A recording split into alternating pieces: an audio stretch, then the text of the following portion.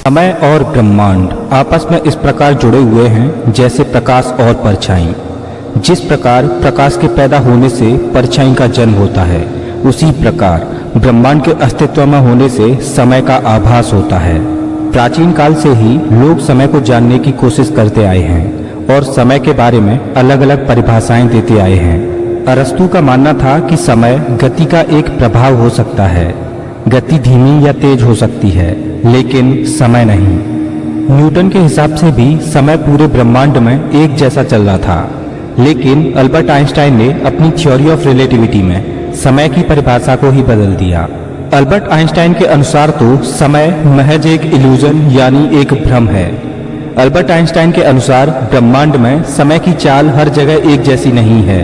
ब्रह्मांड में कहीं समय की चाल धीमी है तो कहीं पर तेज। ब्रह्मांड के भारी ऑब्जेक्ट्स जैसे ब्लैक होल के पास समय धीमी रफ्तार से गुजरता है, लेकिन जैसे जैसे हम ब्लैक होल से दूर होते जाएंगे वैसे वैसे समय की चाल तेज होती जाएगी। लेकिन वास्तव में समय है क्या? अगर सीधे शब्दों में कहें तो समय एक वास्तविक घटना है जो कि ब्रह्मांड में होने वाले परिवर्तन को दर्शाती है। वास्तव में बदलाव ही समय है जो कि बीते हुए कल को वर्तमान के द्वारा भविष्य से जोड़ता है। अभी से 13 अरब 80 करोड़ साल पहले एक डेंस हॉट सिंगुलरिटी पॉइंट में एक धमाका हुआ। उस धमाके को वैज्ञानिकों ने बिग बैंग नाम दिया। बिग बैंग से जन्म हुआ ब्रह्मांड का। ब्रह्मांड के जन्म के साथ ही जन्म हुआ समय का। जब तक ये ब्रह्मांड है तब तक समय का अस्तित्व है। जिस दिन ब्रह्मांड का अंत होगा उस दिन समय का भी अंत हो जाएगा। लेकिन सवाल ये है कि समय का अंत कैसे होगा। नमस्कार दोस्तों, मैं हूं श्याम तोमर। स्वागत करता हूं आपका इस वीडियो में, जिसमें हम जानेंगे कि समय का अंत कैसे होगा। ब्रह्मांड ही सब कुछ है, इसी में है स्पेस, समय और मैटर। जन्म से ही ब्रह्मांड का फैलाव होता रहा है। इसके तारों को रोशन करने वाले ईंधन के जरिए ये धीरे धीरे चलता रहा है। लेकिन क्या होगा जिस दिन ब्रह्मांड का सारा ईंधन खत्म हो जाएगा? पहले तो हमारी सोच ये थी कि धीरे धीरे ब्रह्मांड की उम्र बढ़ती जाएगी, लेकिन पिछले कुछ दशकों में खगोलविदों ने ब्रह्मांड की एक अलग और डरावनी तस्वीर का खुलासा किया है। ब्रह्मांड आगे नहीं बढ़ रहा, बल्कि ये अपने अस्तित्व को बचाने के लिए ही जूझ रहा है। भले ही हमें पृथ्वी पर सब कुछ ठीक ठाक लगे, लेकिन ब्रह्मांड में अपने अस्तित्व को बचाने के लिए एक युद्ध सा चल रहा है। ब्रह्मांड अपने अस्तित्व को बचाने के लिए समय की शुरुआत से ही युद्ध कर रहा है। ब्रह्मांड में दो खतरनाक शक्तियां अपना अपना नियंत्रण पाने के लिए जूझ रही हैं। पहली शक्ति है ग्रेविटी, जो ब्रह्मांड की हर एक चीज को एक साथ लाकर कुचलने की फिराक में है, जो ब्रह्मांड को आग के एक बड़े गोले में बदलकर खत्म करना चाहती है। और दूसरी शक्ति है फैलाव, जो गैलेक्सीज को दूर दूर तक खींचकर ब्रह्मांड को ठंडा करके इसे जमाकर खत्म करने की कोशिश में है। इन दो शक्तियों में जीत किसकी होगी? ग्रेविटी की या फैलाव की? या फिर ये मुकाबला बराबर पर ही रहेगा? ब्रह्मांड की इन दो महाशक्तियों की रस्साकसी में जो भी शक्ति भारी पड़ेगी, वही शक्ति ब्रह्मांड का अंत कर देगी। इन दो महाशक्तियों के मुकाबले में 3 नतीजे निकलेंगे। पहला नतीजा होगा बिग फ्रीज। अगर ब्रह्मांड का फैलाव ऐसे ही चलता रहा तो एक दिन पूरा ब्रह्मांड ठंडा होकर जम जाएगा। दूसरे नतीजे में अगर ब्रह्मांड के फैलाव और ग्रेविटी में रस्साकसी जारी रही और ये दोनों शक्तियां हमेशा अपने अस्तित्व के लिए जूझती रहीं, तो ब्रह्मांड में एक नाजुक संतुलन बन जाएगा, जिससे ब्रह्मांड का एक खास आकार बन जाएगा और ये अनंत काल के लिए वैसा ही बना रहेगा। तीसरा नतीजा होगा कि ग्रेविटी की जीत होगी और ये संपूर्ण ब्रह्मांड को एक पॉइंट पर खींचना शुरू कर देगी और संपूर्ण ब्रह्मांड एक पॉइंट में सिमट जाएगा और ब्रह्मांड उसी स्थिति में पहुंच जाएगा जहां से इसका जन्म हुआ था। उस स्थिति को बोला जाएगा बिग क्रंच। हो सकता है कि बिग क्रंच के बाद फिर से बिग बैंग हो और एक नया ब्रह्मांड बने। इन दो महाशक्तियों में जो भी शक्ति जीतेगी वही शक्ति समय का अंत करेगी, और इसका कारण ये होगा कि समय हमेशा एक ही डायरेक्शन में चलता है, फॉरवर्ड डायरेक्शन में। समय हमेशा भविष्य की ओर बहता रहेगा। समय के इस बहाव को एरो ऑफ टाइम बोला जाता है। अब यहाँ पर एक सवाल सामने आता है कि समय हमेशा भविष्य की ओर फॉरवर्ड डायरेक्शन में ही क्यों बढ़ता रहता है, समय कभी अतीत की ओर क्यों नहीं चलता। तो इसका जवाब है, थर्मोडायनेमिक्स के सेकेंड लॉ में एक टर्म आता है एंट्रोपी। ब्रह्मांड में डिसऑर्डर बढ़ रहा है। जैसे एक समय था जब संपूर्ण ब्रह्मांड एक छोटे से पॉइंट में समाहित था, फिर बिग बैंग धमाके से ब्रह्मांड फैलने लगा और आज भी ब्रह्मांड फैल रहा है और ब्रह्मांड में डिसऑर्डर बढ़ रहा है। यही है एंट्रोपी। चलिए इसको एक एग्जाम्पल से समझते हैं। मान लो आपने एक कागज लिया और उसको कई टुकड़ों में फाड़ दिया। अब मैं आपसे कहूं कि आप उस कागज को पहले जैसा कर दो, तो क्या आप कर पाओगे? शायद आप टेप या गोंद लगाकर उसको चिपका दो, लेकिन ऐसा करने से क्या वो कागज पहले जैसा हो जाएगा? नहीं। यही है एंट्रोपी। मतलब ब्रह्मांड में डिसऑर्डर हर क्षण बढ़ता जा रहा है और ये डिसऑर्डर केवल बढ़ सकता है, कम नहीं हो सकता। बढ़ते हुए डिसऑर्डर के चलते ही हम बीते हुए कल और आज में फर्क महसूस कर पाते हैं। डिसऑर्डर की वजह से ही हमें चीजों में बदलाव नजर आता है और यही बदलाव हमें समय की अनुभूति कराता है। सोचो, अगर ब्रह्मांड में समय रुक गया तो बदलाव की सारी प्रक्रियाएं रुक जाएंगी, एंट्रोपी भी। या यूं कहें कि अगर ब्रह्मांड में डिसऑर्डर रुका तो समय भी ठहर जाएगा। कहने का मतलब एंट्रोपी की वजह से हम पास्ट और प्रेजेंट में अंतर महसूस करते हैं। अगर एंट्रोपी नहीं होगी तो ब्रह्मांड में कोई भी बदलाव नहीं होगा। अगर ऐसा होगा तो हम आज के समय में और करोड़ों साल बाद के समय में कोई भी अंतर महसूस नहीं करेंगे। ना ही हम कभी बूढ़े होंगे और ना ही हम कभी मरेंगे। इससे कोई फर्क नहीं पड़ता कि अभी आप क्या कर रहे हो, लेकिन समय हमेशा आगे की ओर बढ़ता जा रहा है और समय का अंत ब्रह्मांड की दो महाशक्तियों में से किसी एक के कारण होगा। जैसा कि हम जानते हैं कि हमारा ब्रह्मांड फैल रहा है और ब्रह्मांड के फैलाव और ग्रेविटी में रस्साकसी जारी है। अभी तक तो हमारा ब्रह्मांड विस्तार और सिमटने के बीच एक नाजुक संतुलन बनाए हुए लग रहा है, लेकिन क्या ये अपने संतुलन को बनाए रख पाएगा? क्या कोई चीज इस संतुलन को गड़बड़ा सकती है? ब्रह्मांड के विस्तार की शुरुआत बिग बैंग से ही शुरू हो चुकी थी। फैलाव ने एक ऐसा विशाल और चलता फिरता मंच बनाया जिस पर आज का ब्रह्मांड गतिमान है। लेकिन अगर ये जन्म से ही नियंत्रित ना रहता तो ब्रह्मांड कब का खत्म हो चुका होता। अभी तक तो फैलाव की ताकत ग्रेविटी पर भारी पड़ रही है, जिस वजह से ब्रह्मांड का अस्तित्व बना हुआ है। लेकिन अच्छी बात यह है कि ग्रेविटी और फैलाव बिग बैंग से ही संतुलित रहे हैं। अगर ब्रह्मांड का विस्तार कहीं ज्यादा तेजी से होता तो ये इतनी तेजी से खाली होता कि गैलेक्सीज, स्टार्स और ग्रहों को बनने के लिए समय ही नहीं बचता। हम इस ब्रह्मांड को देख पाते हैं। इसका कारण है कि एक महाशक्ति ग्रेविटी ने ब्रह्मांड के फैलाव की रफ्तार पर रोक लगाई हुई है। ग्रेविटी और मैटर हमेशा साथ रहते हैं। कोई चीज जितनी बड़ी होगी ये अपने आसपास की चीजों पर उतना ही दबाव डालेगी। ग्रेविटी ने ही सितारों को बनाया, ग्रहों को बनाया, गैलेक्सीज को बनाया। लेकिन ग्रेविटी एक दो-धारी तलवार की तरह है। अगर ब्रह्मांड का फैलाव धीमी रफ्तार से होता तो ग्रेविटी फैलाव पर हावी हो जाती और ये संपूर्ण मैटर को एक पॉइंट में क्रश कर देती और ब्रह्मांड में स्टार्स, ग्रह, गैलेक्सीज इत्यादि बनने से पहले ही सारा मैटर एक पॉइंट में समा जाता और ब्रह्मांड कब का खत्म हो जाता। आज हम एक संतुलित ब्रह्मांड में रह रहे हैं। इसकी उम्र बहुत ज्यादा लंबी है। ब्रह्मांड इस गति से फैल रहा है कि हमें विकसित होने का समय मिल रहा है।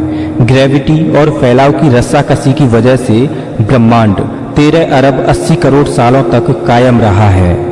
लेकिन ये संतुलन आखिर कितना स्थिर है? क्या हमारे ब्रह्मांड में बेरोक-टोक विस्तार या खुद ही तबाह होने से बचाने लायक संतुलित सामग्री मौजूद है? ब्रह्मांड में जितना ज्यादा मैटर होगा उतनी ही ज्यादा ग्रेविटी होगी और जितनी ज्यादा ग्रेविटी होगी उतना ही ज्यादा ब्रह्मांड के फैलाव पर अंकुश लगा रहेगा। अगर ब्रह्मांड में मैटर कम होगा तो ग्रेविटी भी कम होगी, जिस वजह से ग्रेविटी का फैलाव से नियंत्रण खत्म हो जाएगा और फैलाव सभी गैलेक्सीज को दूर दूर तक धकेल देगा और ब्रह्मांड जमकर खत्म हो जाएगा। 1930 के दशक में वैज्ञानिकों ने जब गणना की तो नतीजे बहुत ही खराब थे। उन नतीजों के हिसाब से ब्रह्मांड में इतना मैटर ही नहीं था कि उससे इतनी ग्रेविटी पैदा हो पाती कि फैलाव की ताकत पर अंकुश लगा रहे। लेकिन 1980 के दशक में एस्ट्रोनॉमर्स हैरान रह गए। टेलीस्कोपों को नजर न आने वाला बहुत बड़ी आकार का अज्ञात मैटर अंतरिक्ष में मौजूद था और इसका आकार अंश मात्र नहीं बल्कि पहले हम जिस मैटर को जानते थे उससे भी 5 गुना ज्यादा था, जो बहुत ज्यादा ग्रेविटी पैदा कर रहा है। इस अज्ञात मैटर की खोज से पहले हमें लगता था कि जिन चीजों को हम देख सकते हैं केवल वही मैटर होता है और उसी से ग्रेविटी पैदा होती है, लेकिन इस अज्ञात मैटर की खोज ने वैज्ञानिकों की ब्रह्मांड को देखने की रूपरेखा ही बदल दी। जब ब्रह्मांड में मौजूद गैलेक्सीज का वैज्ञानिकों ने अध्ययन किया तो पाया कि गैलेक्सीज बहुत तेजी से रोटेट हो रही हैं। जिस तरह से सूर्य की जबरदस्त ग्रेविटी पृथ्वी और बाकी अन्य ग्रहों को एक गोल घेरे में नाजुक नृत्य कराती रहती है, सूर्य के मास से पैदा हुई ग्रेविटी ही दूर दूर तक मौजूद ग्रहों की परिधियों की रफ्तार को नियंत्रित करती है। अगर सूर्य ज्यादा बड़ा होता तो ग्रहों की परिक्रमा करने की गति भी ज्यादा तेज होती और अगर सूर्य छोटा होता तो ग्रहों को इसकी परिक्रमा करने में ज्यादा समय लगता। गैलेक्सीज भी बिल्कुल ऐसे ही काम करती हैं। गैलेक्सीज के सेंटर में मौजूद विशाल मास बाहरी सितारों को गोल ग्रह जैसे ऑर्बिट में खींचता है। 1980 के दशक में वैज्ञानिकों ने गैलेक्सी के तारों की इन कक्षाओं की सटीक पैमाइश की तो नतीजों ने सब कुछ बदल दिया।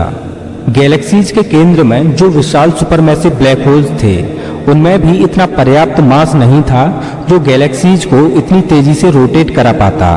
यहाँ तक कि इतने कम मास की वजह से गैलेक्सीज को टूटकर बिखर जाना चाहिए था, लेकिन फिर भी ऐसा नहीं हुआ। आज हम देखते हैं कि यूनिवर्स गैलेक्सियों से भरा पड़ा है। ग्रेविटी का कोई बड़ा और अतिरिक्त स्रोत शायद गैलेक्सीज को एक साथ थामे हुए है, लेकिन वैज्ञानिकों को टेलीस्कोपों में कुछ भी दिखाई नहीं देता, ना कोई चमक ना कोई छाया। ये नई चीज ना तो कोई प्रकाश छोड़ती है और ना ही प्रकाश को रिफ्लेक्ट करती है और ना ही उसे रोकती है, लेकिन ये अज्ञात किस्म का मैटर गैलेक्सीज के सभी तारों को एक ही गैलेक्सी में बांधे रखता है और गैलेक्सियों को टूटकर बिखरने नहीं देता। वैज्ञानिकों ने इस अज्ञात किस्म के मैटर को नाम दिया डार्क मैटर। ब्रह्मांड इस डार्क मैटर से भरा पड़ा है।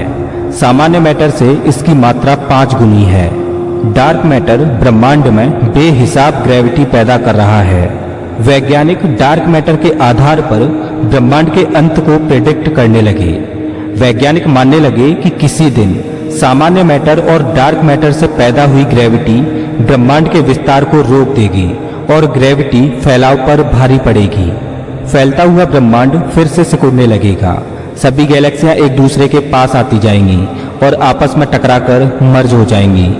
बेहिसाब ग्रेविटी मैटर को तब तक क्रश करते जाएगी जब तक ब्रह्मांड का संपूर्ण मैटर एक सघन बिंदु में ना समा जाए। एक दिन ब्रह्मांड उसी जगह पर पहुंच जाएगा जहां से इसकी शुरुआत हुई थी, बिग बैंग पर। जब ब्रह्मांड सिकुड़कर एक डॉट में समा जाएगा, ब्रह्मांड के अंत की उस घटना को वैज्ञानिकों ने नाम दिया है बिग क्रंच। कुछ लोग मानते हैं कि जब बिग क्रंच होगा तब उस पॉइंट में एक बार फिर से बिग बैंग होगा और एक नए ब्रह्मांड का एक नई टाइमलाइन पर जन्म होगा। अगर ऐसा होगा तो क्या हमारा ब्रह्मांड जिस बिग बैंग से जन्मा है तो क्या उससे पहले कोई बिग क्रंच था? अगर ऐसा है तो बिग बैंग और बिग क्रंच आखिर कितनी बार हुआ होगा? क्या ये ब्रह्मांड के जन्म और मरण की एक इन्फिनाइट साइकिल है? लेकिन जब वैज्ञानिक डार्क मैटर के बिग क्रंच को समझने के करीब थे तो ब्रह्मांड ने उनके सामने एक और बड़ी चुनौती रख दी। कोई अनजान ताकत ब्रह्मांड को एक अलग अंत की ओर तेजी से धकेलती हुई लग रही थी। ग्रेविटी और फैलाव पिछले 14 अरब सालों से ब्रह्मांड पर कब्जा करने की सोच रहे हैं। फैलाव इसको बाहर की ओर धकेलता है और ग्रेविटी इसको अंदर की ओर खींचती है। ग्रेविटी के पास डार्क मैटर था तो लग रहा था कि जीत इसी की होगी और ब्रह्मांड बिग क्रंच की ओर चला जाएगा। लेकिन फिर एक हैरतअंगेज खोज ने हमारा ब्रह्मांड को देखने का नजरिया ही बदल दिया। सन 1990 के आसपास वैज्ञानिकों ने ब्रह्मांड के विस्तार के इतिहास को नापने का फैसला किया ताकि वो ये जान पाएं कि ब्रह्मांड के फैलाव की गति कहीं इतनी धीमी तो नहीं हो रही कि एक दिन इसे बिग क्रंच का सामना करना पड़े, या फिर कहीं ऐसा तो नहीं कि ये हमेशा के लिए फैलता ही जाए। वैज्ञानिकों की शोध ने दुनिया को हैरत में डाल दिया। ब्रह्मांड के फैलाव की गति धीमी नहीं बल्कि तेज हो रही है और फैलाव की ये गति हर पल बढ़ती जा रही है। एक अदृश्य और रहस्यमयी शक्ति ब्रह्मांड के फैलाव को तेज करती जा रही है। ब्रह्मांड का ये फैलाव फिजिक्स के नियमों के उलट हो रहा है। फैलाव को एनर्जी बिना किसी चीज के मिल रही थी, स्पेस के वैक्यूम से। वैक्यूम का मतलब होता है एकदम खाली जगह जिसमें कोई भी पार्टिकल ना हो, जिसका ना तो कोई तापमान हो और ना ही एनर्जी हो। लेकिन ये बात सच नहीं। खाली जगह में एक एनर्जी होती है जो कि ग्रेविटेशनल रिपल्सन पैदा करती है। ये एनर्जी एक तरह की एंटी ग्रेविटी पैदा करती है। इस शक्ति को वैज्ञानिकों ने डार्क एनर्जी नाम दिया। वैज्ञानिकों ने अंतरिक्ष में मौजूद डार्क एनर्जी को नापने के लिए अपने बेहतरीन स्पेस टेलीस्कोपों को कैलिब्रेट किया और नतीजे दिमाग को चकराने वाले थे। ब्रह्मांड के मास के मुकाबले डार्क एनर्जी की तादाद 3 गुना थी। सबसे बड़ी ताज्जुब की बात तो ये है कि स्पेस जितना ज़्यादा फैलता है तो वहाँ उतनी ही ज़्यादा मात्रा में डार्क एनर्जी महसूस होती है। डार्क एनर्जी एक ऐसी एनर्जी है कि जब ये गैलेक्सीज को धकेलती है तो स्पेस में वैक्यूम बढ़ता जाता है, जिस वजह से रिपल्सन भी बढ़ता जाता है और डार्क एनर्जी और ज़्यादा बढ़ जाती है। ब्रह्मांड की गति धीमी होने की बजाय जो बढ़ रही है, इसका कारण है बढ़ती हुई मात्रा में dark energy. Dark energy big crunch theory को खत्म करती नजर आती है, लेकिन वैज्ञानिक ये नहीं जानते कि डार्क एनर्जी, विस्तार और स्पेस आपस में किस तरह से जुड़े हुए हैं। अगर स्पेस की मात्रा का आकार दोगुना हो जाए तो क्या डार्क एनर्जी भी दोगुनी बढ़ जाएगी या ये उससे भी ज़्यादा बढ़ेगी? अगर स्पेस के बढ़ने से डार्क एनर्जी कई गुना बढ़ती जाएगी तो ब्रह्मांड का अंत बहुत ही डरावना होगा। जब डार्क एनर्जी की मात्रा बढ़ती जाएगी तो ये ग्रेविटी पर इस कदर हावी होगी कि ये गैलेक्सीज को भी तहस नहस कर देगी। जब डार्क एनर्जी अपने चरम पर होगी तो सबसे पहले गैलेक्सी फटना शुरू होंगी, फिर गैलेक्सीज के अंदरूनी हिस्से फटने लगेंगे और उसके बाद सौर मंडलों का भी यही हाल होगा। डार्क एनर्जी स्टार्स, ग्रहों और चट्टानों को फाड़ देगी। डार्क एनर्जी का कहर यही नहीं रुकेगा, वो सूक्ष्म स्तर पर मौजूद एटम्स को भी फाड़ देगी। ब्रह्मांड का ये अंत बहुत ही बेरहमी से और तेजी से होगा। डार्क एनर्जी मैटर के अस्तित्व को ही खत्म कर देगी। मैटर का अपना अस्तित्व खो जाने के बाद ब्रह्मांड का अंत हो जाएगा, साथ ही अंत हो जाएगा समय का। ब्रह्मांड के इस अंत को वैज्ञानिकों ने नाम दिया है बिग रिप। अगर ब्रह्मांड में स्पेस के बढ़ने से डार्क एनर्जी कई गुना ना बढ़कर एक एक के अनुपात में बढ़े, मतलब 1 गुना स्पेस बढ़े तो 1 गुना ही डार्क एनर्जी बढ़े, इस स्थिति में ब्रह्मांड हमेशा के लिए फैलता जाएगा और ठंडा होता जाएगा। गैलेक्सीज में मौजूद स्टार्स का ईंधन धीरे धीरे खत्म होता जाएगा और गैलेक्सीज में अंधेरा छाता जाएगा। सभी गैलेक्सीज में सिर्फ मरे हुए तारों के अवशेष बचेंगे, जैसे ब्लैक होल, गैस और धूल के ठंडे बादल। सितारों का दौर खत्म हो जाएगा और ब्लैक होल्स का दौर शुरू हो जाएगा। ब्लैक होलों से भरी गैलेक्सीज विकसित होती रहेंगी। गैलेक्सीज में मौजूद ब्लैक होल्स एक दूसरे से मिलते रहेंगे और पहले से ज़्यादा बड़े होते जाएंगे। पहले वैज्ञानिक सोचा करते थे कि ब्लैक होल्स अमर होते हैं, लेकिन एक दिन इनकी भी मौत होगी। ब्लैक होल्स हॉकिंग्स रेडिएशन के द्वारा इवेपोरेट होते जाएंगे और छोटे होते जाएंगे और खत्म होते जाएंगे। जिस दिन ब्रह्मांड का आखिरी ब्लैक होल अपनी दम तोड़ेगा, उस दिन अंत होगा इस ब्रह्मांड का और समय का। ब्रह्मांड के इस तरह के अंत को वैज्ञानिकों ने नाम दिया है बिग फ्रीज, जिसमें ब्रह्मांड को ठंडी और धीमी मौत का सामना करना पड़ेगा जो खरबों खरब साल तक कायम रहेगी। अब ब्रह्मांड का अंत बिग क्रंच से होगा या बिग रिप से या फिर बिग फ्रीज से? इस सवाल का जवाब डार्क एनर्जी के रहस्य में छिपा है। लेकिन हमारा ये ब्रह्मांड खुद से जुड़े राज आसानी से उजागर नहीं करता और डार्क एनर्जी और डार्क मैटर की ही तरह अभी शायद कई आश्चर्यजनक तथ्य हमारा इंतजार कर रहे हैं और ये आश्चर्य उन रहस्यों और चमत्कारों की तादाद और बढ़ाएंगे जो हमारे ब्रह्मांड ने हमारे लिए छुपा रखे हैं। इस ब्रह्मांड में क्या क्या है, इस बारे में हम अभी ज़्यादा कुछ नहीं जानते। हम फिलहाल खोज के एक दौर से गुजर रहे हैं जहां अभी बहुत सी खोजों का होना बाकी है। पृथ्वी पर भले ही हमें सब कुछ शांत लगे, लेकिन डार्क एनर्जी और ग्रेविटी की रस्साकसी में एक भीषण युद्ध चल रहा है और इन दोनों महाशक्तियों में युद्ध समय की शुरुआत से ही शुरू हो चुका था और समय के अंत तक चलता रहेगा। दोस्तों, आपको क्या लगता है कि ब्रह्मांड और समय का अंत किस महाशक्ति के जीतने से होगा? प्लीज कमेंट बॉक्स में जरूर बताएं। अगर आपको ये वीडियो अच्छा लगा हो तो इसे लाइक करें और ऐसे ही मजेदार वीडियोज के लिए चैनल को सब्सक्राइब करें, साथ ही बेल आइकॉन दबाएं।